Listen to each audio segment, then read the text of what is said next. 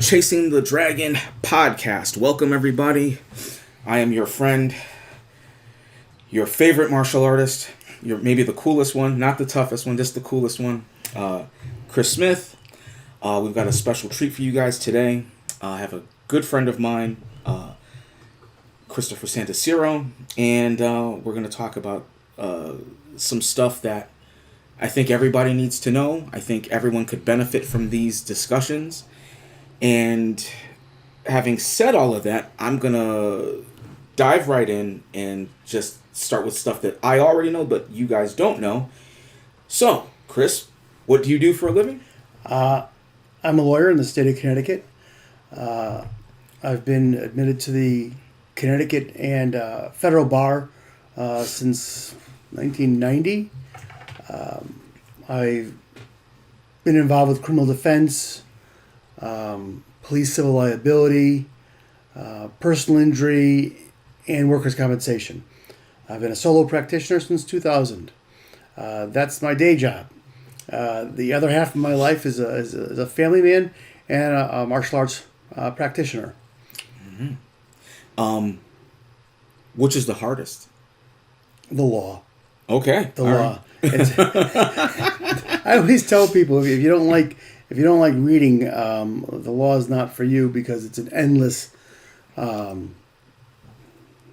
routine of reading material, rereading material for details. It's very detail oriented. If that's your niche, that's your thing, have at it. I mean, I enjoy it, but it's challenging mentally, At what point? So growing up, did you know you wanted to do this? Did you say, like, when you were a kid, you're like, one kid wants to be a fireman? Oh, no. Okay. No, absolutely not. Actually, I was infinitely practical in my younger years. I knew I wanted to go to college because I had a knack for writing. Okay. But I still understood that life is full of surprises, so I chose to go to one of the state tech schools, Kaner Tech in Waterbury. Okay. To train to be an electrician. Oh, wow. All right. So that if something horrible or weird happened on my journey, I'd have a trade to fall back on. Okay. And it worked.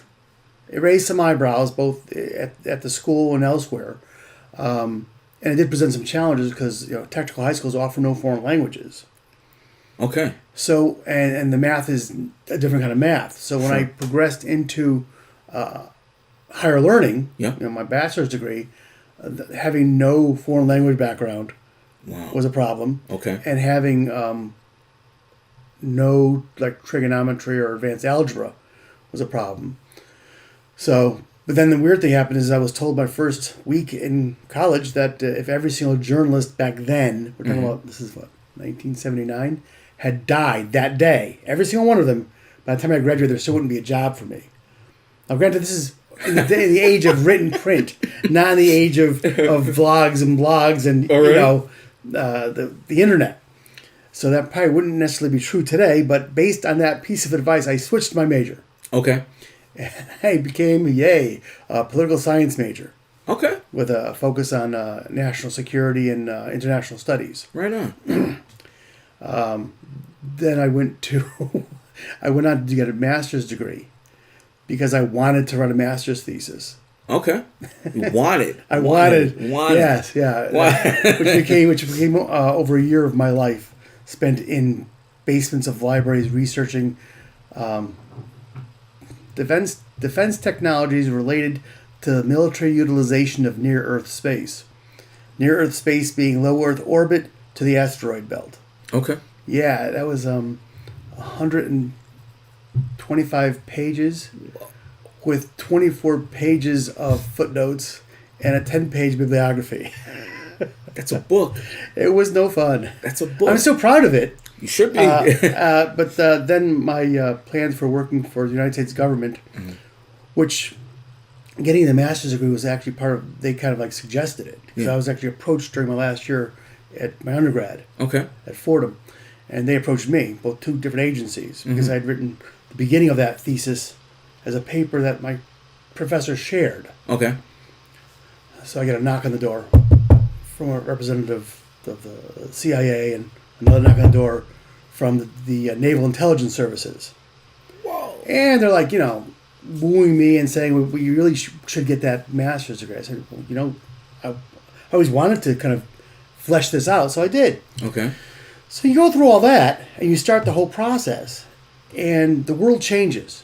Mm-hmm. I'm thinking strategic defenses and working in Arlington. My wife and I even traveled down to Virginia to find a place to live. That's how far along I was in the application process. Whoa. And then I was offered a job Mm-hmm.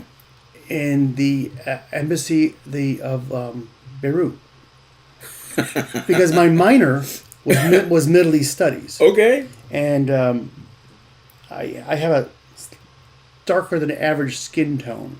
Okay. Olive complexion is what they call it, I guess.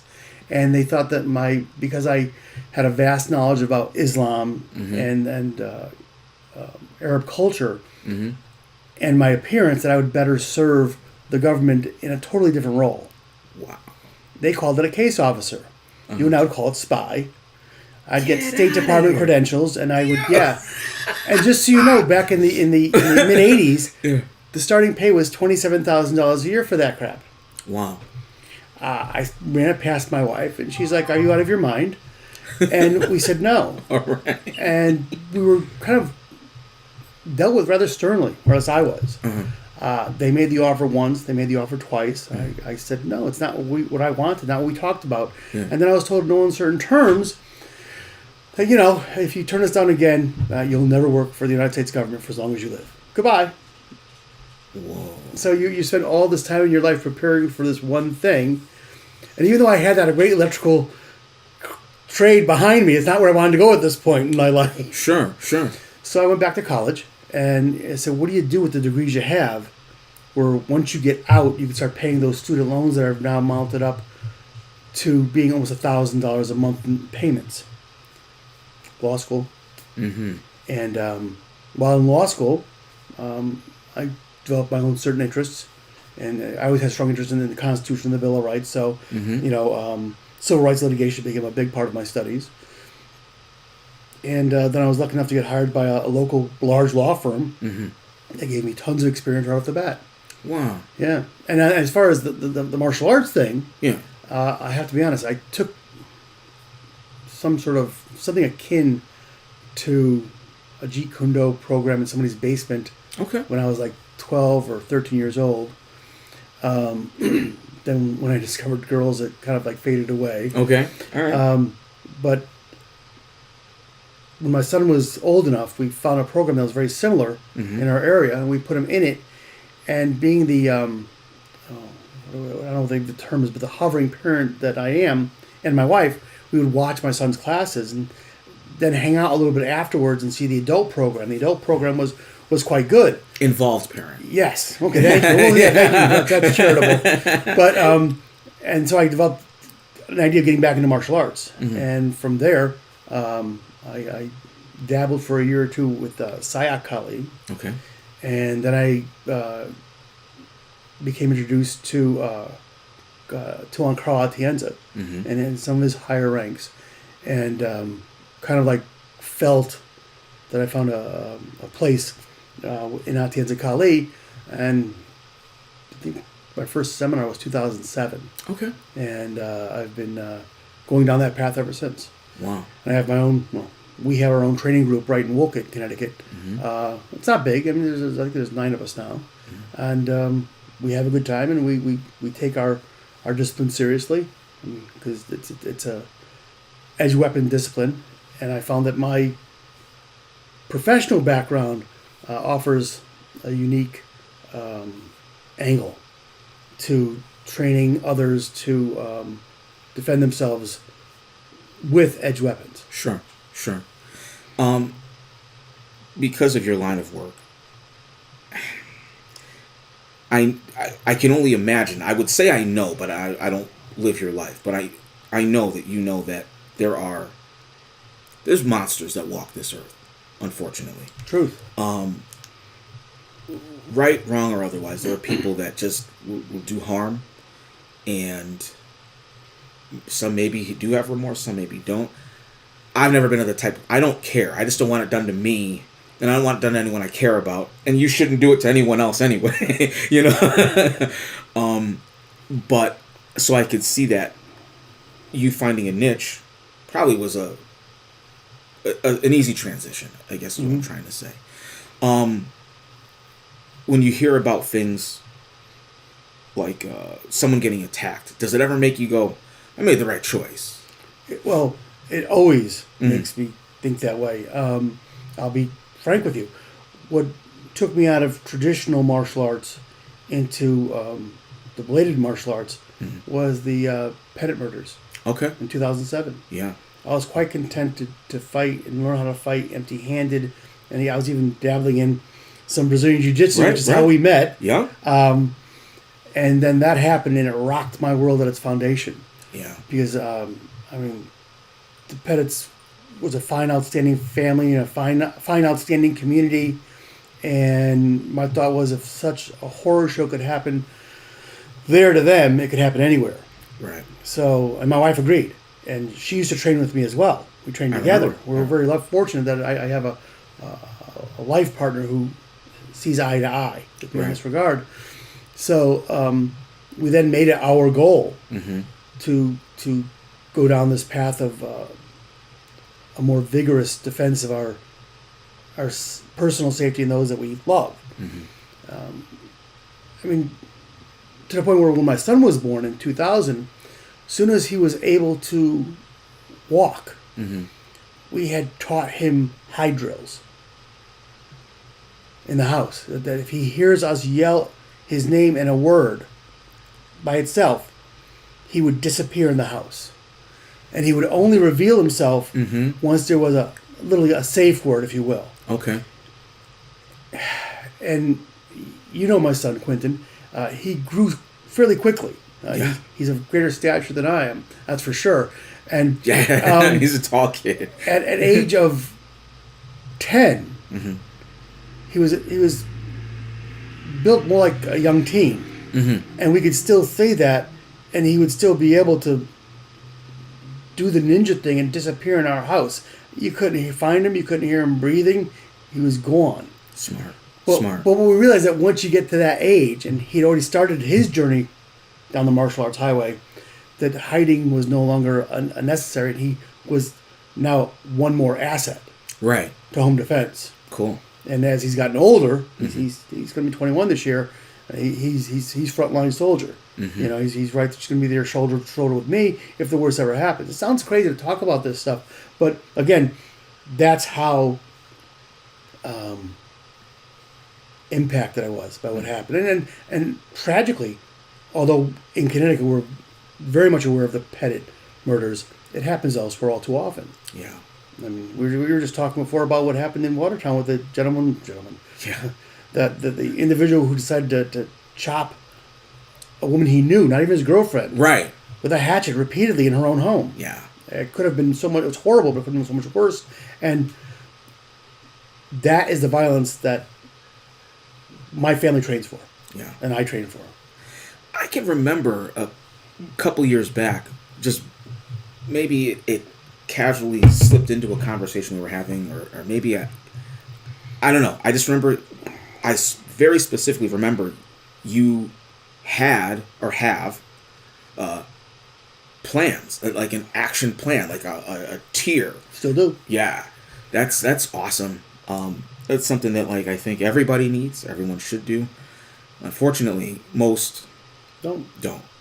We've had it for years. I mean, and we've refined it. Okay. We've refined it, and for changing circumstances too. You think you know that for years, the only dogs we owned besides the occasional rescue would be Rottweilers. I remember that. Yeah, and so they were literally outside of the physical doorways to our home. They were the first line of defense. Sure. And they weren't vicious dogs, but they would give anybody pause to come into the living space. Right.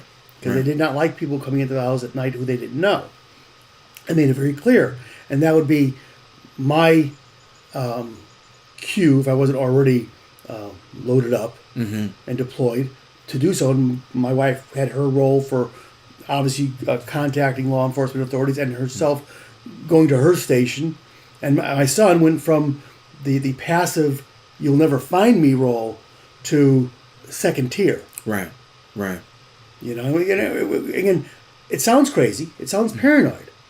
I don't apologize for it. It's prepared. Yeah. We never have to run this in real life, happy day. Yeah. But to think that we can run it and we would run it, Yeah. Makes me feel more confident in the security of my household. Yeah. I remember one time I was talking to my son. He was probably about 4, 5 maybe. And he's like, and we were watching some kind of like zombie apocalypse show. Might have even been The Walking Dead. I can't remember what it was, but we're watching something. And he's like, Daddy, I think we'd survive. And then he listed different people that we know and associate with. I don't think they would survive. I don't think this one would. Like, probably not. Is what it is. So, do you find... How do I ask this? That...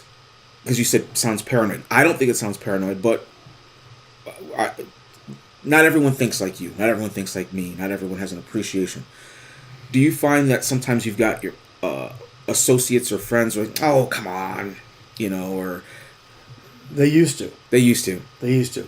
Two things have made most of them change. Okay. One, the world has changed. Yeah.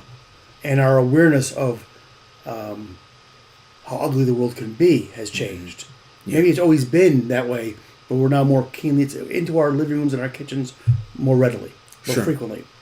That, and they've come, my friends and associates have come to understand that this is not a pastime, this is not a game, this is not a trivial pursuit for us. For us, it's we're deadly serious. Mm-hmm. So if you walk into my house and right by the front door, you see a fairly large, sharp-edged weapon, mm-hmm. and then you go into the bathroom and you see one near the shower, mm-hmm. and you go next to my easy chair and you see one there, mm-hmm. and you start looking around my house, you start to realize they're nuts, but they're consistent. Right. Sure. When I see that meme, I really haven't seen recently, that if this came through your front door, what would be at arm's reach to defend yourself? I take that seriously. Yeah. Yeah. I mean, there's, like we were just talking about, I believe in being able to project out anything effectively. Sure. Even if it means just, to initiate the flinch response so like you can close on someone. But yeah, so it's good that when you have a family that everybody's on the same page. Mm-hmm. So my wife doesn't think I'm nuts. Mm-hmm. I don't think my wife's nuts. And my son, well, he grew up this way, so this is normal to him. Right. I'm sure some of his friends think we're batshit crazy. I'm sure. And actually, my mother, mm-hmm. who until recently instructed Tai Chi. I remember that. Yes, and I would frequently tease her on the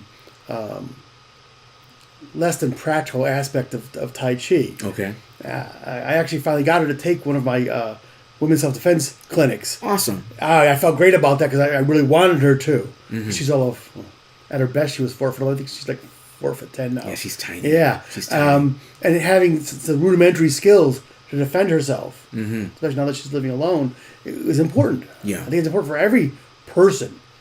I mean, I'm of the mind where I think that part of phys ed mm-hmm. in high school should be basic self-defense. Sure. It's too bad it's not. I think maybe in Japan and like Korea, maybe it might be part of phys ed. I know some people who went to school in Japan and like they took kendo, mm-hmm. which is something. Mm-hmm. It counts. But here you get, we're gonna do basketball today and volleyball. Yeah, run around the field. Yeah. Okay. Sure. Climb the ropes. Yeah. Was never a fan. No. So you are an instructor in Atienza Kali. Am I saying that right? Yes. That you're an instructor? Yeah, well, technically I'm an associate instructor. Okay. I'm not a full instructor. All right. I'm a fan, but what was it? So why are you a fan? That's a good question. Because there's a lot of stuff out there, but, you know. The discipline itself has evolved. Okay. And what initially made me appreciate it or see the value in it, Mm-hmm. among other systems, was that the emphasis on the multi-man engagement. Okay. There aren't many disciplines that have literally the bulk of the curriculum is designed to transition to multi-man fighting. That is, if you're set upon by more than one assailant simultaneously or near simultaneously, Mm-hmm. how to address that and survive that effectively. Okay. And so every drill we do, I'll remind my students that your footwork and your technique and your awareness Mm-hmm. must be as though there's more than one attacker I like it. from beginning to end. Yeah. And that was what initially made me focused on Santarsiero. And as my understanding of the discipline has grown, Mm-hmm. the discipline itself has, I'll say, evolved Mm-hmm. to more realistic training. Okay. I mean, every single drill we do or skill set we absorb or attain to absorb has to be ultimately performed at the level of realistic combat exercise, Yeah. where we literally put on armor, Mm-hmm. right armor, sleeves, gloves, saber-rated fencing masks, Mm-hmm. and we attack each other with very often metal trainers. Sure. And I mean, at near full speed. I mean, for new students, we'll start them at like 30%, 40%, Okay. work them quickly up to 50%, and then we want to move them to 80% as fast as possible. Mm-hmm. And then as they get better, literally a full-on, no holds barred type of speed and intensity Okay. of the feed. Okay. And that's also uncommon. I won't say it's unique, Mm-hmm. because I see some other organizations doing it, or different disciplines doing it in their own way, Mm-hmm. but it is uncommon that Okay. all your skill sets have to transition into defense against full speed, full intensity physical attack. Okay. Because a lot of techniques, if they're too fancy or too sophisticated, Mm-hmm. they will get lost in the rush of of the attack itself. Never mind the emotional trigger of Okay. being attacked. So I won't say our techniques are simple, but a lot of the movements are minimized so that you can use a technique and prepare for the next attack immediately thereafter. Sure. Sure. I remember one time watching you guys train, and I thought it was pretty cool that you, and I think it was you and Quentin, were doing a multiple assailant scenario, but working together. Right. Right? Did I that, Yes. right? And so I knew that there was a focus with AK, right?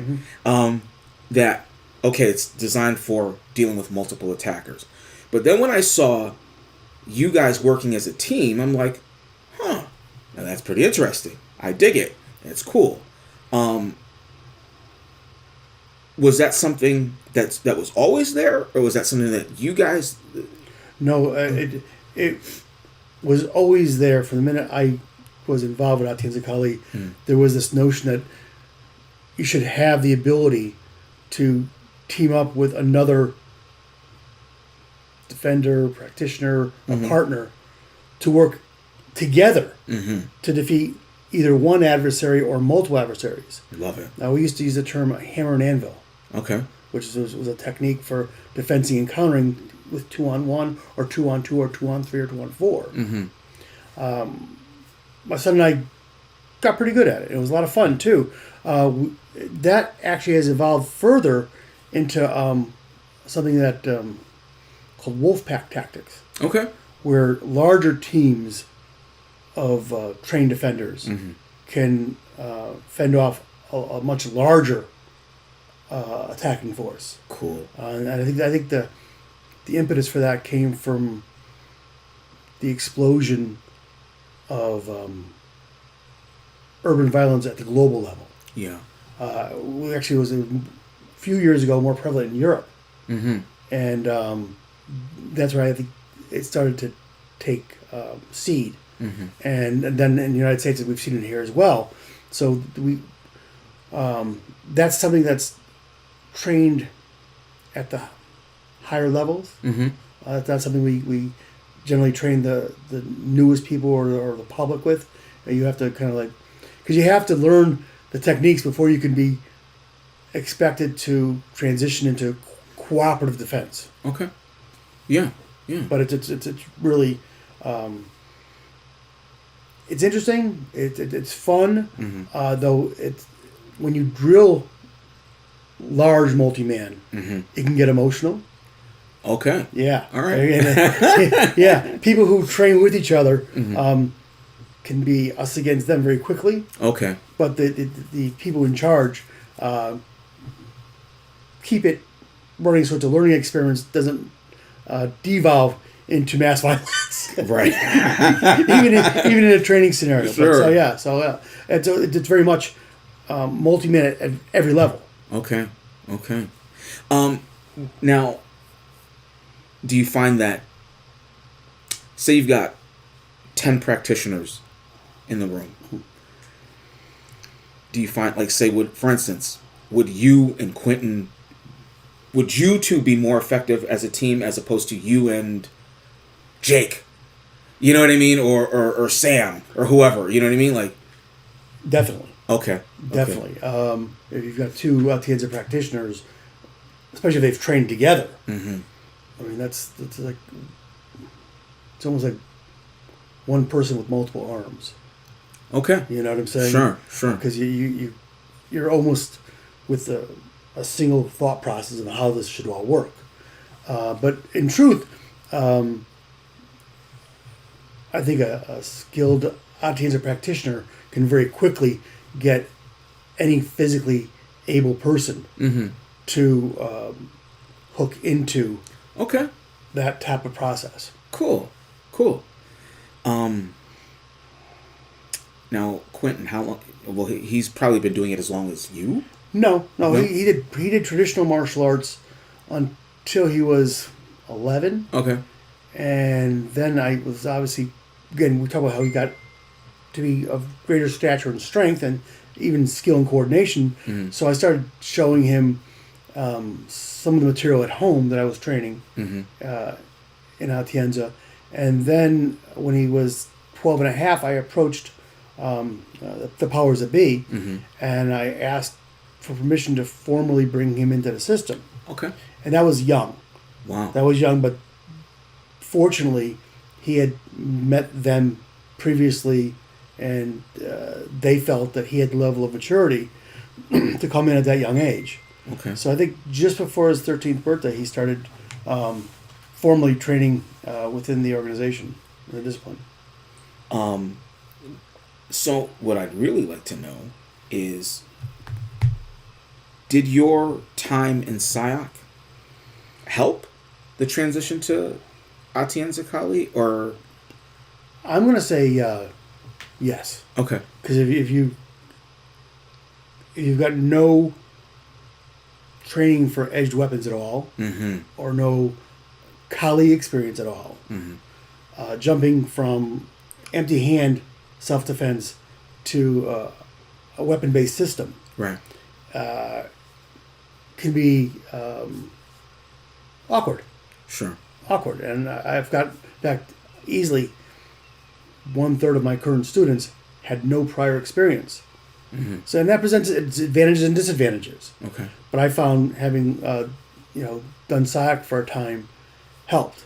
Right. In fact, I tried. I'll probably get in trouble for saying this. I tried doing both. Okay. For about a year. Okay. But they each had, even back then, their distinct drills. And maybe my brain was too old at that point, but I found that in trying to do both, I was doing injury to both Okay. disciplines. Sure. So I wanted to pick. Mm-hmm. And our mutual friend Kevin Estella Yeah. was on a similar path, and he decided that he wanted to rank in this SIAC system. Mm-hmm. And I just thought, for the benefit of where we trained, since we didn't have a new Atienza instructor, that I would go down that path. Right on. So I made the transition, which was basically approved in both systems. Mm-hmm. But I transitioned from SIAC to Atienza. Okay. Because there's a relationship between the two organizations. All right. It goes back years. And so there's no hurt feelings. It was all done on the up and up, nothing sneaky. And I just basically dedicated myself to learning the Atienza Kali discipline. Cool. Now, so I got a whole bunch of other stuff that I want to ask. Sure. But there is... Let's rewind just a bit, because we're going to come back to your relationship with Atienza. Sure. You pursue the law. You're now a lawyer. Yep. First case, like, do you go, like, I'm talking first case, are you like, oh boy, first, you know what I mean? Like, how is that? Well, when I first became a lawyer, Mm-hmm. what kind of case are you talking about? all right. Because back then, I worked in a very large law firm when I came out of law school. And so it was a large general practice law firm. Okay. So they did everything from bankruptcy to real estate to divorce to personal injury to workers' comp to criminal defense. Okay. And so to even administrative law. Oh, wow. So and you're the new guy. The day after I literally was sworn in. Okay. Okay. There was a stack of files on my desk waiting for me. And that same day, I had an unemployment hearing to attend for someone. Wow. Okay. Literally, that same day that I was actually an attorney. Here you go. But that's the advantage of actually, I had interned in law firms for my last 2 years of law school. Okay. So I kind of was able to hit the ground running, and they knew that. Okay. Which is probably why I had a job when I came out. Gotcha. You know, it wasn't just about having the degree. I had a certain skill set relevant to my profession. Okay. So, yeah. So, no, actually, because I had interned, I didn't have that terror. Okay. Okay, now, the first time I went into a courtroom by myself, did I get butterflies? You can bet your life on that. Absolutely. Absolutely. You know, the judge is on the bench, and he's calling you counselor, and he's directing his questions to you. Not only do you have to answer them, you have to answer them competently and with all the appropriate decorum required by the forum. Okay. Being in a courtroom. Wow. And it's a little intimidating. Sure. Not so much now. But I've been doing it for 30 years. Well, right. Are there any judges that are intimidating? Or, like, it's just like you're used to it? Or maybe back then? Back then, there definitely were. Okay. Oh, yeah. There were some that, a lot of the older judges were, and they weren't trying to be intimidating. They just were. Sure. By virtue of my inexperience and their experience. Right. Right. And some of them commanded their courtroom more readily than others. So yeah, and I think also I've seen a change that there's a lot more younger judges now. Okay. And between that and having more trial experience, the intimidation factor is gone. I mean, it's their courtroom. They get all the respect, but I know what the rules are. Gotcha. I would imagine you have friends, associates, colleagues who are also lawyers. Say, and then, you know, in high school, right? You find out that, oh wow, you've got professor this for your class, you know, for social studies or whatever, and you're like, you're screwed.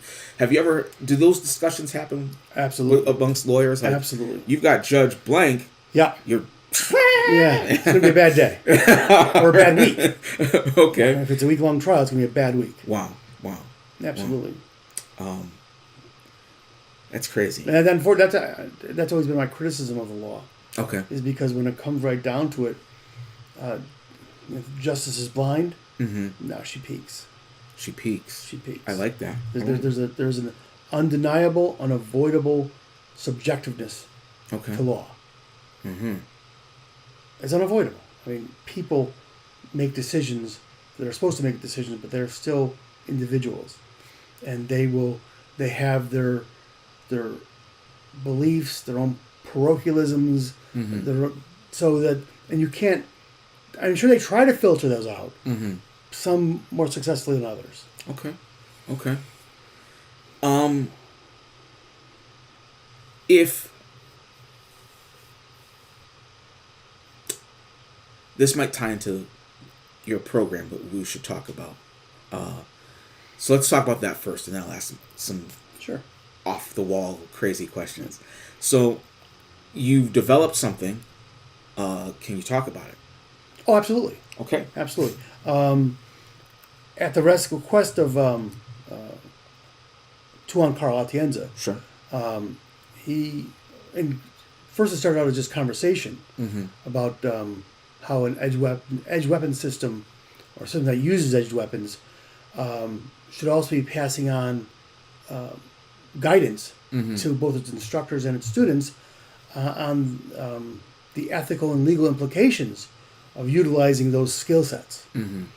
And as time went on, it became apparent that that would be an excellent and practical endeavor Mm-hmm. for the organization to go down. So I was charged with that task of creating a curriculum Okay. within Atienza Kali to disseminate to both instructors and students on the ethical and legal implications of our discipline Okay. and the utilization of that skill set. Mm-hmm. And I do periodic discussions, lectures to various training groups. I've done it with the instructors Mm-hmm. at our yearly conference. I've done 2 or 3 occasions already. Cool. We have the materials are available on the instructor's website, so they can literally, if they're too far for me to travel to, Mm-hmm. with very little guidance from me, they can kind of deliver the curriculum. Okay. Most recently we've talked about perhaps creating a Zoom type of open forum Okay. for instructors and myself and the two Hans. That's great. So that we can, again, keep it fresh and keep it always in my like for my group personally. Mm-hmm. We run through that briefing. We call it the ethical legal briefing once every year. Okay. I don't care if I've got a student who has already seen it 5 times. Mm-hmm. They have to be there. Good. And they sign a paper saying that they participated in. That's awesome. That's awesome. Giving students real tools Absolutely. to use. Not only that, but I mean, here's the thing. I was, years ago, I was shocked to find that there was a study after World War II Mm-hmm. that found that for all the bullets fired, Mm-hmm. so few resulted in kills. Okay. I mean, you look it up, it's mind-boggling. And the study came to the conclusion that even in war, Mm-hmm. at least American soldiers, that's because that study was confined to the United States military, the DoD, even in wartime, there's an aversion to killing. Okay. Okay. And so, in my mind, I think if people who take a weapons-based discipline Yeah. and train it, they need to confront that notion. Okay. That when it comes down to it, there may be this hesitancy. Mm-hmm. And that simply by addressing it beforehand, Mm-hmm. you'll be better equipped to deal with it. Okay. Sure. You won't have that, perhaps that freeze. Right. you know. Right. I'm granted, if it's a straight-on attack, there's not a whole lot of time for thinking. Mm-hmm. But give you an example. I work in downtown Waterbury, Mm-hmm. and when I first started in my solo office, the municipal parking garage was right across from my office. It was poorly lit, never patrolled, Mm-hmm. and during the winter, it was I don't know, zombie apocalypse scary. Wow. You know, Yeah. you'd have not always the most advantaged or stellar personalities roaming the area. Sure. And once you start training in a genuinely defensive martial art, that is something that's practical self-defense, Mm-hmm. you become keenly aware of where the vulnerable points are between your office and where your car is. Sure. So you start to say, situational awareness becomes second nature. Right. And it's improved for me greatly because the for Waterbury, the parking authority moved into the basement of that parking garage. The police training academy is Yeah. also there, Yep. and they've put in all new lighting. Mm-hmm. So it's much better than it used to be. When I first started, I literally began to prepare myself Mm-hmm. for such an engagement Sure. on my way to my car each and every night. Mm-hmm. Never had to, but I was mentally prepared for it. Right. You Right. know, I would. By the time I was out of my building, my hand was on a blade Mm-hmm. already, in a pocket somewhere, Sure. and so just being ready. Mm-hmm. So that's your first tier is situational awareness, and then what it means to use your special skill set against another human being, Mm-hmm. and that there is consequence, not just legal consequence. There's emotional consequence. Sure. Okay. Yeah. Yeah. There's to say otherwise denies the fact that we have consciences. I remind people of, it sounds a little scholastic, but Lady Macbeth's soliloquy, Mm-hmm. out damned spot. Yeah. Yeah. She's driven to suicide by the guilt Yes. of a murder she did not even commit herself. Right. It's the conscience can be a horrendous thing. So understand that it's nothing to be cavalier about. I really discourage bold, brazen talk about using your skill set to basically leave someone dying in a pool of blood. Right. If you have to do it, you do it. Mm-hmm. But this is not a happy path to take. Right. You know? Right. So that's the ethical, moral implications, and then beyond that, you've got the actual legal implications, which are basically rooted in law Mm-hmm. for wherever you are.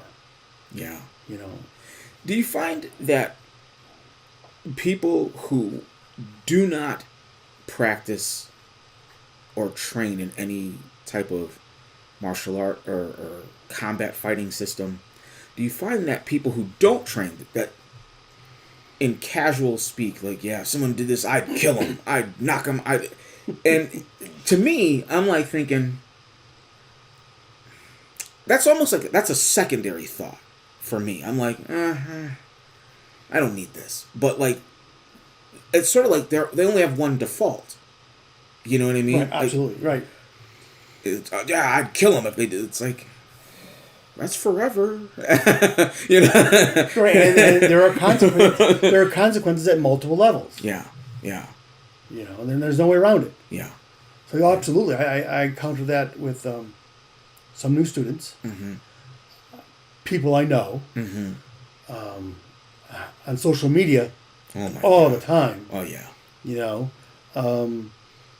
loose talk about using firearms Mm-hmm. just makes my head because I mean I was just before I was I'll loosely call myself a blade guy. Mm-hmm. I regret even saying that, but before I was a blade guy, I was a gun guy. Okay. I was an NRA pistol instructor for years.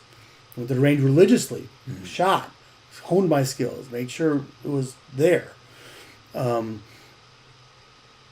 But maybe because of my college studies on national defense, I came to the realization that in any use of force, there are rungs on what you'd call an escalation ladder. Okay. And it could start with harsh words Mm-hmm. and then evolve to direct insults, Mm-hmm. and then either a grab or a shove, then striking, and then it just progresses up there along. And at every rung, the parties have an opportunity to back away, Sure. to stop, to find a different path, Mm-hmm. de-escalate, a continual escalation. And the ultimate escalation is deadly force. Right. Right. Um,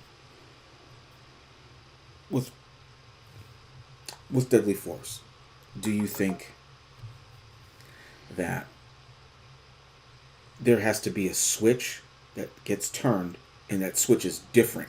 Say, stabbing somebody versus shooting somebody. Is it the same switch? Do you think, or do you think? I think it is. Okay.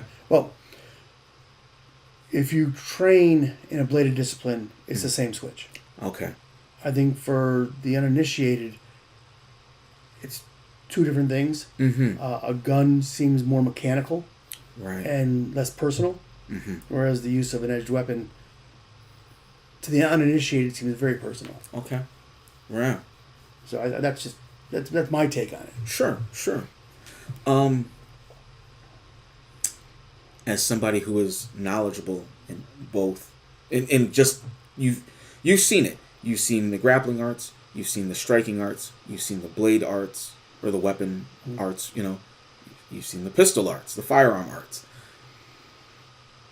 Do you find, like, for instance, me, I'm afraid of knives. Not in the sense that, like, I don't want to be near them. If someone draws a knife, I'm like, oh boy, here we go. Like, I don't want to have two smiles. Mm-hmm. I don't want to be leaking all over the place. Now, I'm not saying I'm right, but in the case of a firearm, I know a lot of people don't go to the range religiously. I might have a good chance here, or if it's at close quarters. But with a blade, close quarters, that's not a big deal at all. Like, that's home. You know what I'm saying? So, like, do you find that one is not more dangerous, but more frightening than the other, or more intimidating? Well, to me, the firearm is. Okay. Because of my training. Aha. Yeah. I would never walk up to someone in their reactionary gap Sure. with a firearm. Mm-hmm. Because what is the advantage of a firearm at all? It is another form of projectile, Mm-hmm. chemically projected Mm-hmm. out of a gun. Right. So why would you get that close to anyone with a firearm to defend yourself? Mm-hmm. You're going to take advantage of that range. Right. So long as you can hit your target within 12 feet, Yeah. you have some advantage. I know that there are discussions and videos of someone closing with a knife that fast. Right. And that's more or less if the gun is holstered. If the gun's in hand, Right. Right. it's a different game. Sure it is. You know? And I'm aware that multiple disciplines have gun disarms. Mm-hmm. But that's based on the premise of the person wielding the gun being inside the reactionary gap or literally in arm's reach. Yeah. Which makes no sense whatsoever. Yeah. You know? Yeah. Yeah. So, and for knife, well, the knife and gun have this other similarity. Deployment. Mm-hmm. To be effective, you have to be able to deploy it effectively under stress. Sure. Mm-hmm. Yeah. You got to be able to create that either diversion or space and time to get to whatever you're going to rely on, whatever tool you're going to rely on to defend yourself or others. Yeah. So, how about some crazy questions? Sure. If I can't or won't, I'll tell you. All right.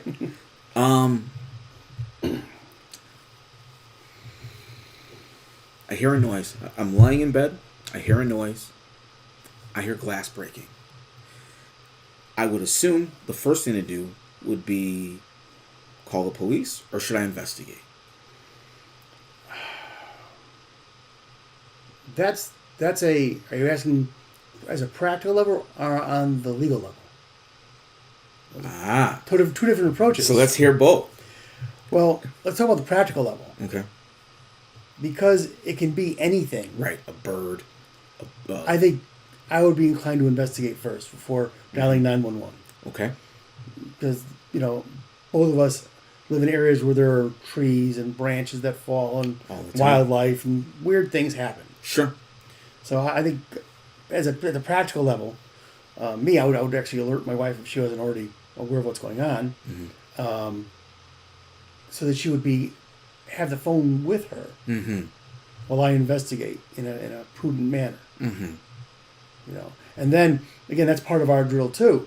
I mean, if she hears me say a certain thing, she's dialing. Right on. But she's also armed at that point. Okay. So that's at the practical level. Okay. Now, legal. And I told you this was going to happen. I'm going to be totally clear that nothing I say today should be inferred or held out to be legal advice. Correct. These are my opinions based on my perspective as an attorney and a martial arts practitioner and just a functional human being. If you have any doubts as to what your rights are with regards to the use of lethal force or force in general, you should basically spend a little money and have a one-on-one with a competent attorney that you know. That being said, as to your question, the answer is the same. There's no legal obligation to call the police and let them go investigate. I'll give you an example. Okay. Had to be maybe a couple years after the Pettit murders. Okay. That a gentleman in a small town outside of Waterbury was driving home, was in some sort of one-car collision. I believe there was some sort of health issue involved. Drove off the road, down a gully, into the trees. Crashed. Woke up, head injury, stumbled out of his car, up to the roadside, and was convinced that he was in his neighborhood. Went to his front door, which wasn't his front door, tried to use the key. Wouldn't work. Stumbled to what he thought was his neighbor's house. He saw a light on in the basement. He went to their French doors, opened the French doors, and walked into their basement. This was not his neighborhood. So he's injured, and he's stumbling around. The homeowner hears the commotion, goes downstairs with a handgun, and confronts this person who he does not know. And the man is very confused, calling this person someone else, saying, "Oh yeah, my key's not working in my front door. I was in a car accident a little bit down the road. Can you get my wife for me?" He's like, "I don't know who you are. You don't live around here. This is not your house. Get out." My wife's calling the police. I have a gun. The guy just kept stumbling towards him. And the homeowner fired 3 shots, hitting him 3 times. Fortunately, he did not kill the intruder. There was no arrest. Okay. There was no arrest. Never been a prosecution for either of them. Okay. Because the injured man was clearly unintentional, his breaking and entering under extraordinary circumstances. And the homeowner was basically confronted with a home invader who kept approaching him despite warnings. And again, I call that the Pettit legacy. It has impacted Connecticut jurisprudence. I could see prosecutors and judges would not feel comfortable prosecuting that homeowner defending himself in his home with his family in the home. Sure. In bearing in mind what happened in Cheshire in 2007. Right. You know, so Connecticut does not have the Castle Doctrine. Okay. We don't have it. So it's not a law, but in many instances, the Connecticut jurisprudence and case law favors it. Okay. Because Connecticut has a very strong right to self-defense written into the Constitution. I see. The Connecticut Constitution actually has a stronger wording than the United States Constitution with regards to bearing arms. Wow. The Connecticut Constitution literally says you can bear arms in defense of yourself and others. Okay. That's not even in the United States Constitution. That gloss has now been read into the Second Amendment of the Constitution by the Heller decision. Okay. That there's an individual right. But it's always been in the Connecticut Constitution. Wow. So now, let's say, and I think everybody at some point, if they train, kind of goes through this scenario. I've thought about this. If I found someone in my house. All right. I know myself that if it's someone who doesn't belong there, I got a couple of simple words. Get out now. Leave now. Get out. You don't belong here. Get out of this house. Get out now. I don't want to ever hurt anybody. But you can't be in my house if you don't live here, if you don't pay bills here, if you're not related to someone who pays bills here, you can't be here.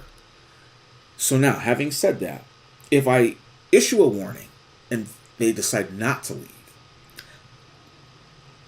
we'll say after whatever, the police are called and there's literally a smoking gun. How deep in it am I?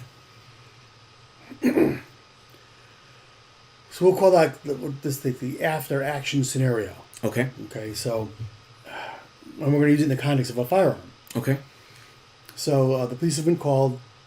Now, what you should do is after you've used the firearm and the intruder is subdued. We're not going to get into whether or not you were justified in using that firearm because we haven't gone into that specific set of facts. As long as he's subdued, the firearm should be not in your hand. Sure. When the police arrive. Okay. Because as is, based on the 911 call, they are going to come ready to defend themselves. Sure. Sure.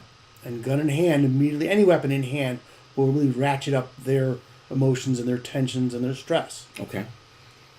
So, and because as far as you're concerned, you've acted inside of the confines of the law. Right. It's right there. Okay. Hands up. Hands up. Now, what happens then? At this point, I think most of your viewers know what the Miranda rights are. Okay. And that's if you're not familiar, those words that the police are supposed to utter to you the minute they are restraining your liberty. Okay. Beyond a traffic stop. Right. Okay, because if they're pulling you over for a DUI, they don't have to Mirandize you. That's the short term for giving the Miranda warnings is being Mirandized. For a ticket, they don't have to Miranda. For anything minor, they don't have the obligation. But if they're going to take you into custody, they're going to have to Mirandize you. Give you advice, and that is you have the right to remain silent. Anything you say will be used against you in a court of law. You have right to counsel. If you can't afford one, will be appointed for you. So on and so forth. The due process minimums. Okay. We know them pretty well because of TV and movies. Sure. Law and Order. Oh my God. One of the few shows that generally gets it right. Right, Just so you know. If you ignore those, no matter how right you are, you are already making a mistake. Okay. If the police come in and obviously you're going to say, I used that firearm to defend myself. That's all you should say. Gotcha. Really. You have to be prepared to lawyer up. Okay. Quickly. Because a lawyer is a person who's trained to advocate for your rights. Okay. But they're trained for it. You know, they're not just poking around in it. You know? So I tell people who basically train in the martial arts, especially edge weapons, that they should know a local criminal defense attorney who is competent. Sure. And have a bondsman they know who's competent. So in the worst case scenario, you're going to get arrested, processed, you bond out, and you have your attorney for your first day in court. Okay. Right off the bat. All right. I always tell people that police officers are not concerned with justice, no matter what their little ring says from the academy. it's about law enforcement. Mm-hmm. You know, if there's it's about arrests, Mm-hmm. not about justice. It's about arrests. Gotcha. Best example I could think of, it's a horrible example, is the Central Park 5. Oh yeah. Yeah. Yeah. So great was the pressure from on high to make an arrest. Law enforcement broke the rules Mm-hmm. and turned the screws on 5 individuals that did not commit a crime, getting them to ultimately confess to something they didn't do. Yeah. Because they not only did they not have legal counsel, they didn't even have access to the parents with the ones who were minors. Wow. Yeah, I remember that. If there was an attorney in there from the get-go, there would have been no signed confession. Mm-hmm. Certainly not. Gotcha. I mean, just so we're all clear, the person who committed that horrendous attack on that woman in Central Park Mm-hmm. was later already found to be incarcerated, and it was DNA evidence that confirmed. I remember that. Yeah. So it was one person, not a gang, and he was someone who was not arrested for that crime. Wow. So he had gotten arrested afterwards for another crime. A similar crime. Yeah. Wow. Similar crime. Yeah. Jeez, I did not know that Yes. part. So So I used- lawyer up. lawyer up. I Yeah. used that firearm to defend myself, That's it. and I want a lawyer. Right. Okay. Well, we just have some questions for you. Well, we can discuss that once my lawyer's with me. Gotcha.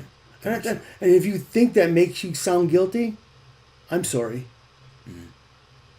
Because police officers do what they call continuing legal education, CLE. Mm-hmm.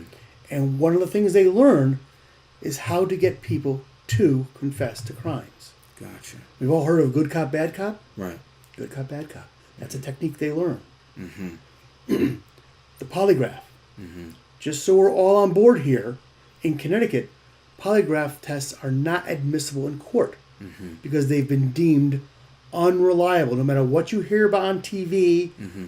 or the movies, they're unreliable. They produce false positives. Gotcha.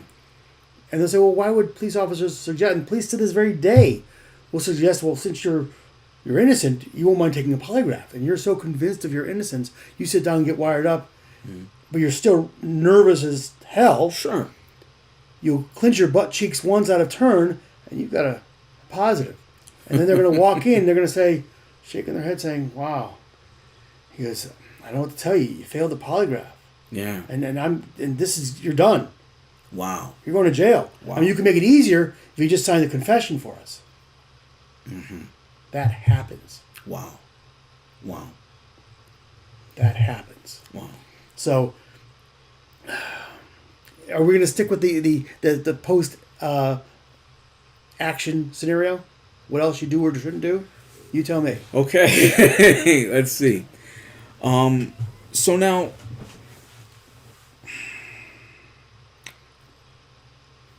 not in my house. Mm-hmm. Things that changes the game. Sure. From what I've been led to believe, if I can leave a scenario, I should. Just As long as you're not endangering yourself or others. gotcha. Okay. If you could run away, but someone can't, and they're equally at risk. Right. Fend for yourself. Grandma, you're on your own. No, sure, yes, you can. Mm-hmm. The law doesn't command that you stay with that person, Right. but it strengthens your legal entitlement Mm-hmm. to stay and confront the aggression if it's in the defense of another. Okay. So now, you hear people talk. They'll say, and I've heard this, and unfortunately, most of it's been from, we'll call them gun guys. Mm-hmm. All right? I have no problem with gun guys. But I've heard this, where if you shoot him and he's dead, there's only one side of the story to tell. If you can. Is that a thing? Excuse me. That's a practical thing, Mm-hmm. and very fact specific, Mm-hmm. because what people say is not the only tools that law enforcement use to investigate a crime. Right. Uh-huh. Really. Angle of entry of the bullet. Number of rounds discharged. Right. Right. All kinds of things like that. And never mind your background. The level of your personal training or lack of training. You know? Yeah. So there's a kernel of truth to that. Because if a person is dead, they can't argue. Right. But no one should ever think that in any way, shape, or form you can count on that to keep you out of jail or criminal prosecution. Right. I was actually afraid to even say that just now because I've heard it myself, so plenty of times. You know, again, you train in the martial arts that we've been involved with. Things become, it's permanent. It's permanent. And then, you know, for myself, morally, was it worth it? You know what I mean? I once, when I was a kid, you know, I had been involved in the martial arts for most of my life. I once punched a kid, and I gave him a black eye that lasted well over 6 months. Well over 6 months. He got his school pictures, his yearbook pictures, all that taken with that black eye. When I say it like that, I like even now saying it, I'm like, oh God. In all fairness, he tried to hit me in the head. He didn't try. He took a swing. He just missed with a skateboard upside the skull. I moved out of the way and countered. Now, but I remember people saying, dude, he's still got a black eye. And I'm like, oh, God. You know, so I have this relationship with violence that it is a necessary thing when it's self-defense, but I don't want to sit there and be that guy who, that's my first answer. Well, I mean, I can't speak for anyone else but myself. But when I'm instructing my students about self-defense, I often reference Bernie Getz. I remember. The New York subway shooter. Yeah. I think he literally went up to a person who was already shot and lying on the ground bleeding, saying, "You look like you could use another." Yes, I was thinking that while we were talking about it. And I tell my students, that can never be you. Yeah. If you're going to use violence, it should be that level of violence which is necessary to stop the initiated violence. You know, when the fight is over, you don't do anything more. Because that's the difference between self-defense and yourself being the assailant. Right. I mean, there have been cases even locally where someone breaks into a home and there's a scuffle and the person leaves and they get injured by the victim as they're leaving. Guess who's in trouble? I can only imagine. Because once the person leaves, and that means they were shot in the back, stabbed in the back, hit in the head with a bat from the back. By Connecticut standards, the threat was gone. Sure. Or was trying to be gone. Exactly. Yeah. So that's exactly it. I mean, excessive force. It's a standard for police. It's a standard for everybody. Sure. You use that level of... Granted, in the rush of emotions and the heat of an assault, if you use your skill set or your tools rapidly in succession to stop the attack, that's less likely to hurt you. Okay. Again, everything depends on the mindset of the prosecutor. I'll even say the politics of the prosecutor.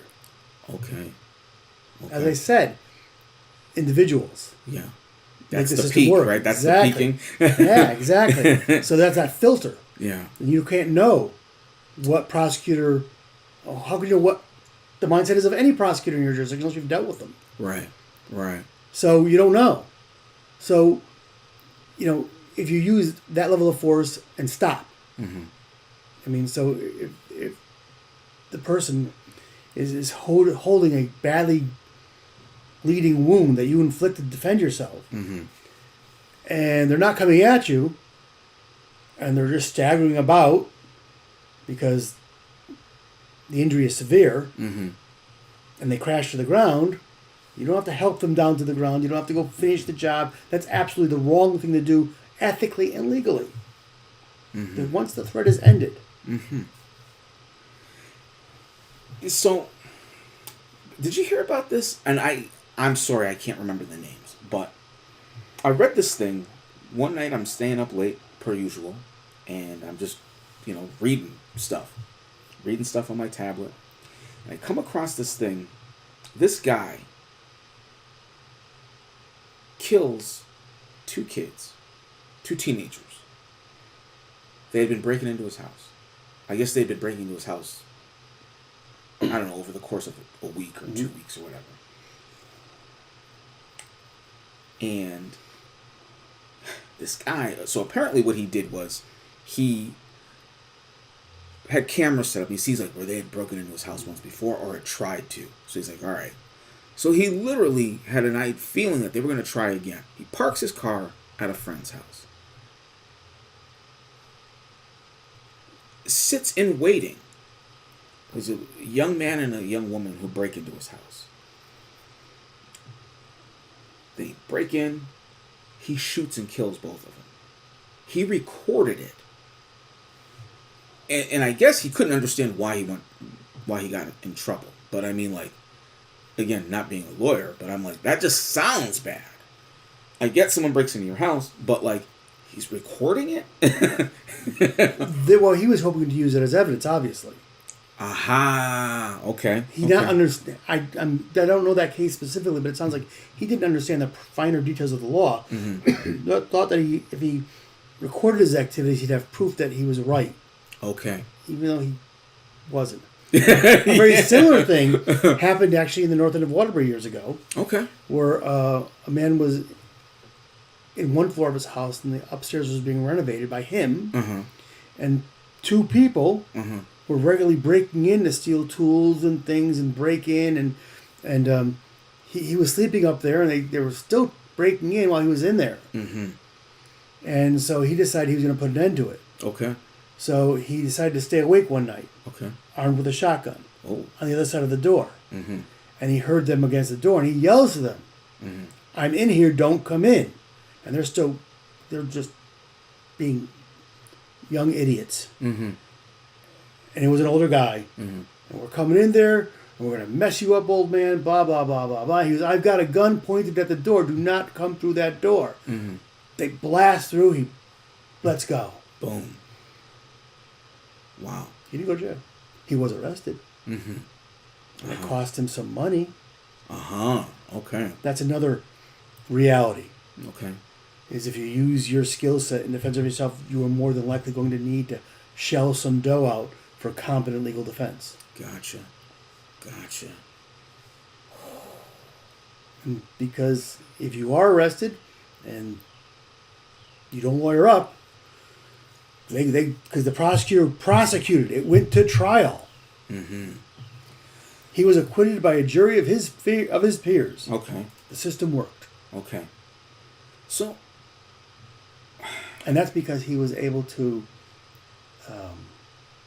put forth a credible explanation of why he used the force he used, because they literally told him through the door that they were going to enter and harm him. Okay. And they had previously broken the door before. Okay. And he says they did that because he thought that he could scare them away for good. He never expected them to actually crash the door after being told that he's sitting there with a firearm. Wow. But they did, and he did, and they didn't die. Okay. But still. All right. 2-on-1. It's me. 2-on-1. Where? Versus me. in an alley. Okay. Can I draw a knife? Again, very fact specific. Mm-hmm. Because in Connecticut, you have the right to use a weapon in self-defense, Mm-hmm. an arm, or the bear arms, and the knife has now been verified as being an arm Mm-hmm. for that purpose. If you can explain to law enforcement, Mm-hmm. and I guess potentially a jury, that you had a rational and credible belief that these two individuals were going to cause you serious bodily harm or death. Okay. Okay. And so a lot of that depends on stature, size, age, gender, skill sets. So if they're like two little girls, it's a bad idea. Yeah, right. Very, very, very aggressive Girl Scout cookie sale. Yeah. Yeah, no. Okay. Keep the fixed blade in shape, please. Yes. Okay. Right, and when I say that justice peaks, that's another example. It becomes very subjective as to the identity of and the characteristics of the assailant versus the victim. Okay. No, I'm going to be 59. I'm not in optimal shape. I'm visibly gray. Especially when I'm dressed for work, I look like a paunchy old graying fluffball attorney. You know, I'm not that, but that's how I look to see people who don't know me. Right. Right. So if I'm confronted by a larger number of young people, regardless of my skill set, I can say that because of the ratio of attackers, I had every reason to believe that they were going to crack my skull and steal everything I had. Gotcha. You know what I'm saying? Sure. Women, it's the one time they actually have an advantage because culturally they're still viewed as the weaker sex. Mm-hmm. So a woman using deadly or lethal force to defend themselves against even a larger single unarmed attacker will be dealt with much more charitably. Okay. Elderly too. So check. The old female. No. I'm just no. I mean, for me, for years I've had this very brief speech that if I'm confronted, and I'll literally tell them, I said, look, because my hand is, again, because of having situational awareness, if I'm someplace that I don't have 100% confidence is safe, my hand is generally on a blade. Right. So I will, from that position, tell them, perhaps even distracting them, that they should just go home. Okay. That one of them is going to get seriously, seriously hurt if they continue with this. Sure.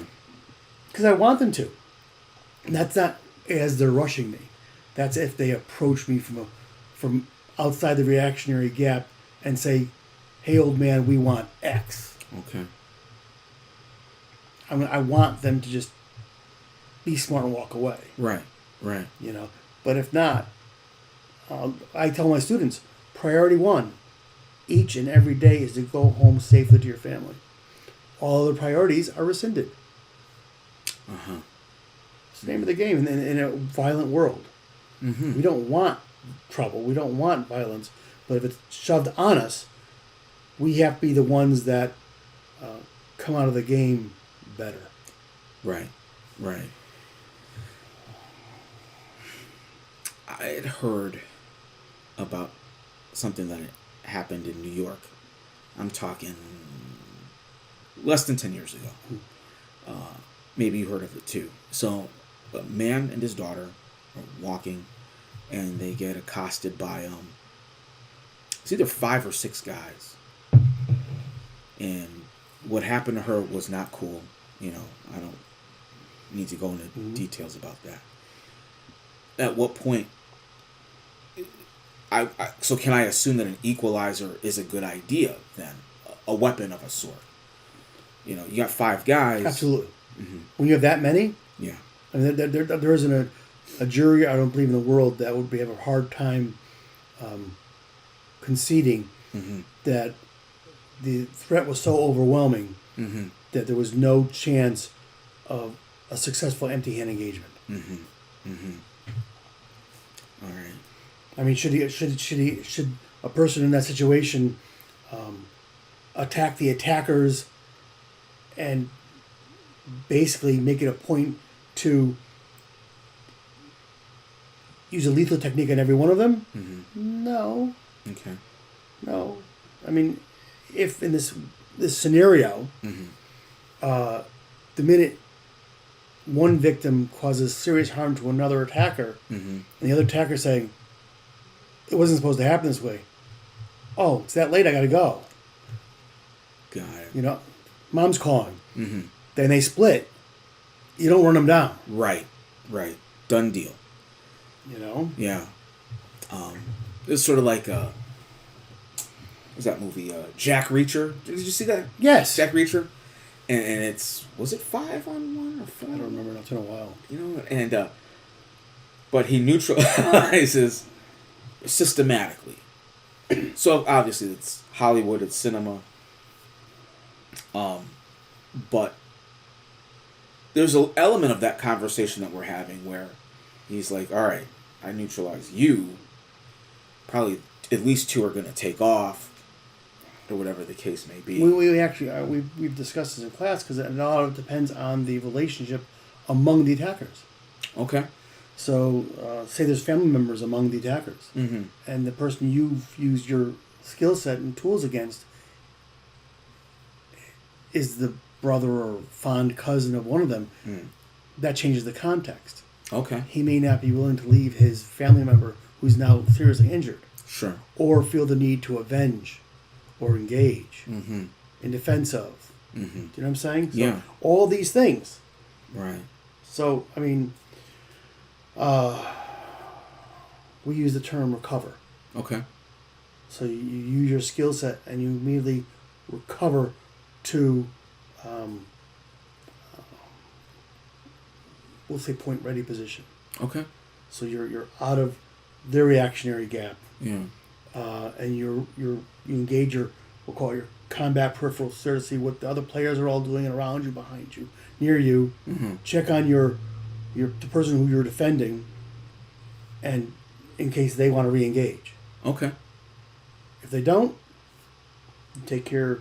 You alert the authorities and tend to your friend or your family member as best as you can, and just let them go. But be mindful that they might come back. Right. Right. So you know that's another part of the after action. Yeah, you got to make sure it's fully terminated. Yeah. That the interplay between you and them has ended, and they're not now waiting for you a little further down the ways, or coming back. Okay. I guess it's a safe bet. And this is what I've told people. Again, I don't know anything about the legal system, except for I don't want to ever get involved in it.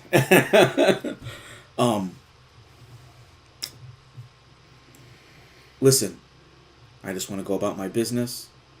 It'd be great if you did the same. Good idea? If they aren't rushing you, Right. or menacing you with some sort of implement, be that a gun, knife, stick, brick, stone, any number of things that can be used to harm you. Sure. You know, if the attack is in place to use words, if the attack is happening to use words is probably not tactically the best idea. Sure.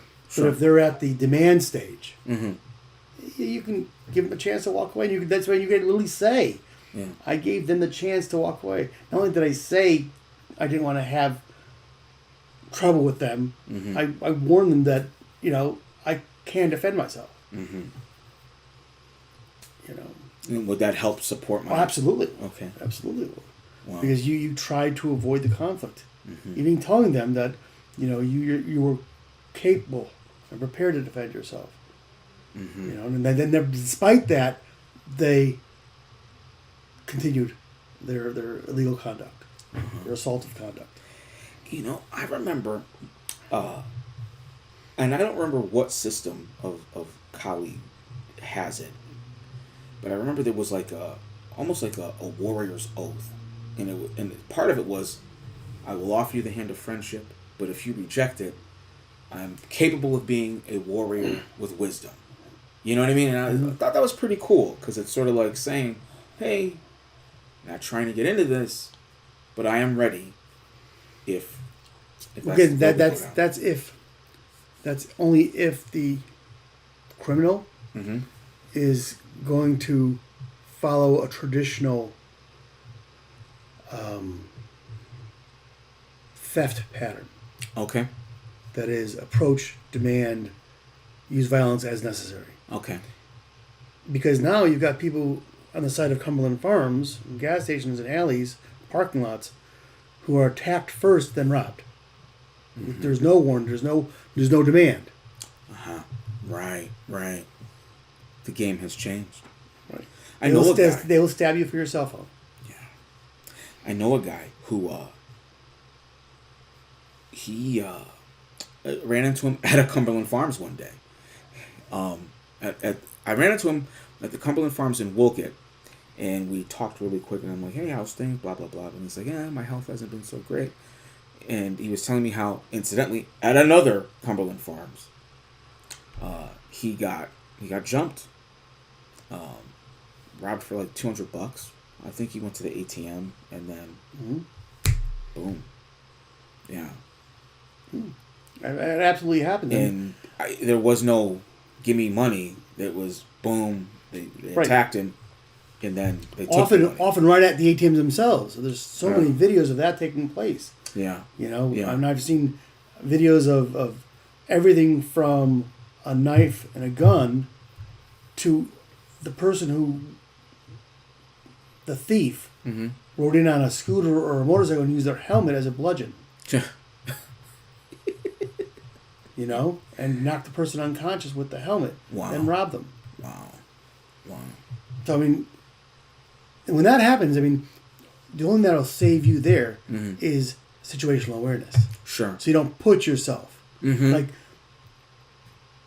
if I go to a drive-through ATM, I pull so close that someone cannot run past me and the machine. Right. My mirror will stop them. Right. So I have to be careful not to scuff my car, but I'm careful. I do the same thing. If I have to go into a walk-in ATM, I do not go alone at night. Sure. Someone's watching my back, either from there, the sidewalk, or a car right there. They just sing of death traps. It's a dangerous. And like if I go to a gas station at night or a convenience store, I make sure I'm parked where there is lots of light, so I can see what's around me. Sure. Yeah. And what I tell people all the time is, if you come out of a store in a public place at night, and you see you've got a flat tire, don't walk over to the car, bend over and stare at it. That will not reinflate the tire, because you've just put yourself in the absolute most vulnerable position you could be in. Sure. For an attack from any angle. Yeah.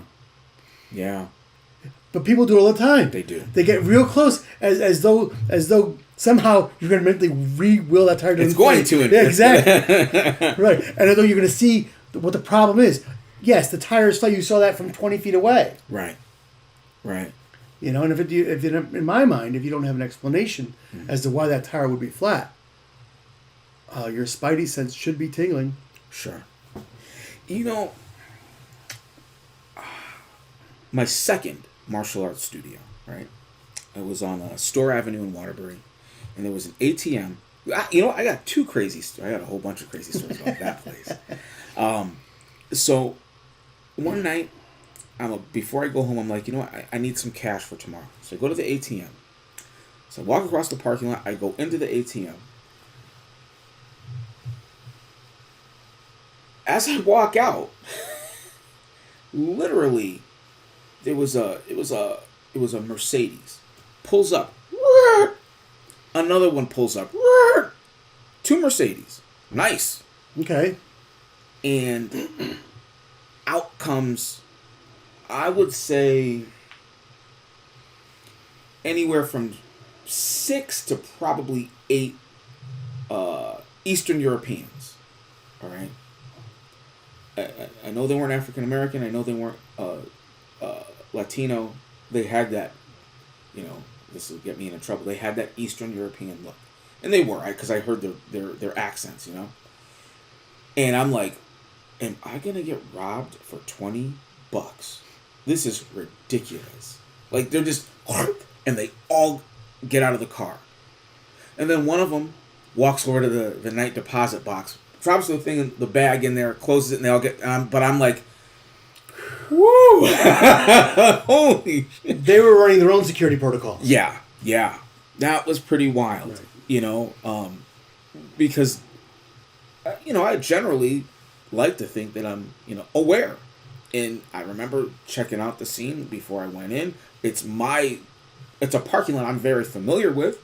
And my business is right over the 20 yards away, 50 yards away max, And they just, I'm like, I'm going to get robbed for $20. This is crazy. But yeah, that wasn't the case. So. I'm glad. That's an ugly scenario. Yeah. But I learned a lesson, and that was, I'm probably not going to do that anymore. Like we both said, it's a dangerous world. Yeah. It really is. It doesn't seem to be getting safer. No. I know I've been killing your day. If someone wants to get in touch with you, let's say, because there's obviously 2 reasons to get in touch with you, or maybe 3, because you're a good guy. Cool. So if someone wants to make friends with you, they just got to find you on their own. If someone wants to train martial arts with you, how do they find you? Well, the best way would be to go to Facebook. Okay. And look up Central Connecticut Atienza Kali. Central Connecticut Atienza Kali. That's the name of our page. Okay. Our public page. Okay. We post photos of our training, photos of other groups training. Occasionally, I'll post the funny martial art meme. Mm-hmm. I'll post stories about when violence is used, mm-hmm. so people are aware that bad things happen to good people. So it's a mix of lighter stuff and heavier stuff and informational stuff. Okay. That's probably the best way to, because you can leave a message or a comment, and you'll find or message me. Mm-hmm. So that's probably the easiest way. Okay. What other way? Legal. Well, I'm less valuable now. Okay. Than I was years ago. Okay. Because as time went on in my private practice, mm-hmm. The private practice world has changed. Okay. It's mostly, I think, a reflection of hard times. Uh-huh. That I'm going to say this: fewer and fewer people are retaining legal counsel. Okay. To deal with criminal matters. Okay. Some do, some don't. Okay.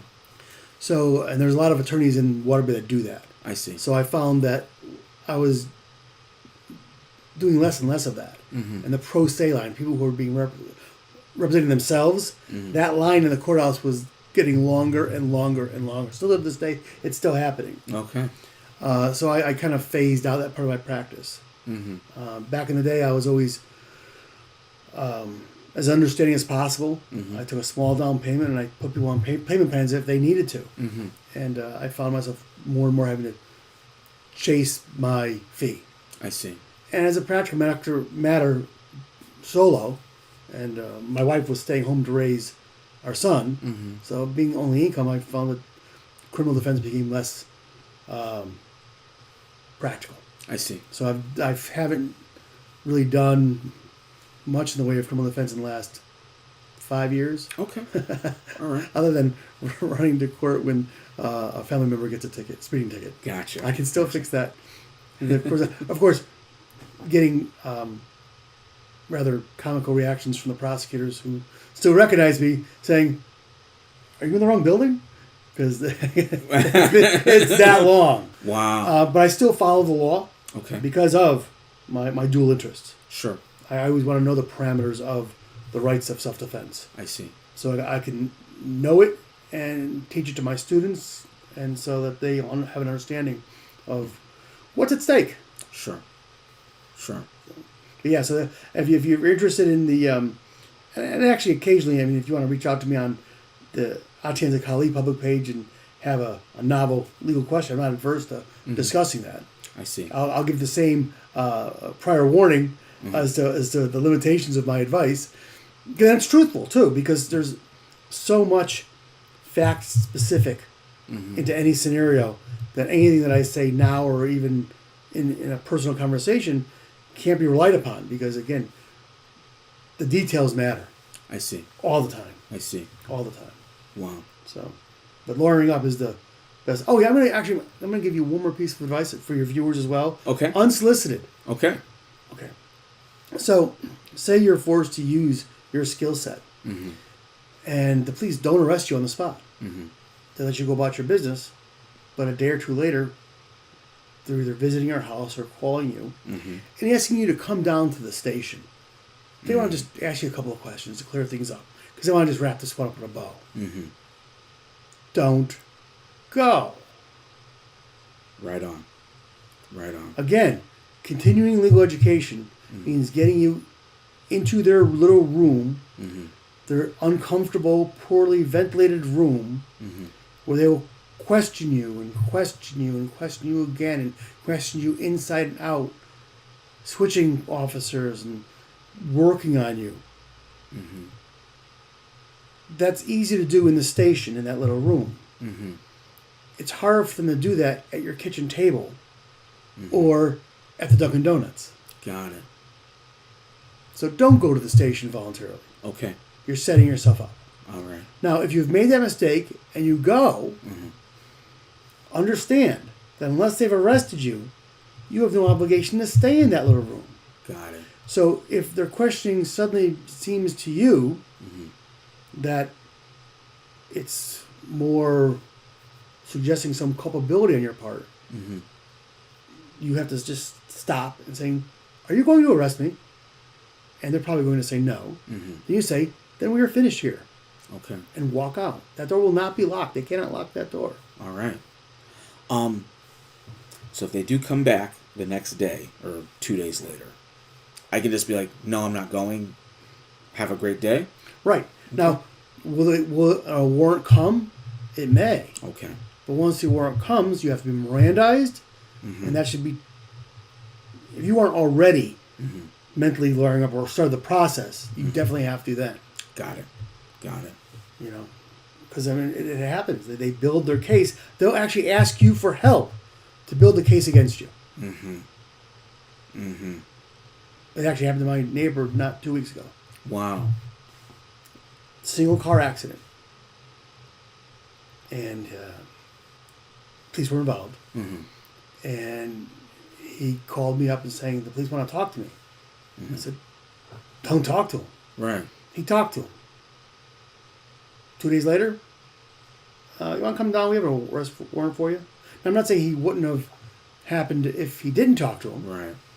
but I don't know. The idea of helping law enforcement prosecute you kind of rubs me the wrong way. Yeah. I get that. So just that's unsolicited, but it's I think important for people to understand. Which is one more reason why you should lawyer up whenever you think that what you've done can be perceived as a crime. Good to know. So would you be willing to come back? Sure. Awesome. This was great. Sure.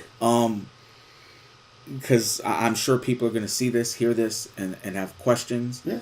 And I know I'm going to have more. Sure. This was a blast. Yeah, I learned a lot. Absolutely. Glad to have. I mean, I've literally thought about trying to get this information out there. Mm-hmm. I'm not sure whether by putting it out there, people would say I'm undermining my profession. Mm-hmm. But I think just the contrary. I'm basically telling people that when you go down that road, be prepared to retain competent legal counsel. Don't follow my advice beyond that.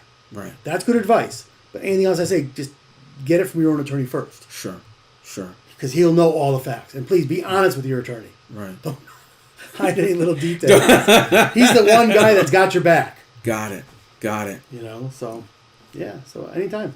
Awesome. Chris, thank you very, Very welcome. very much. This My was pleasure. a blast. And guys, I will have Chris back. And if you have any follow-up questions or whatever, or comments, please share. And if you want to learn about the Blade, check him out. Check out his group. There's always room for more. Awesome. Bye, everybody.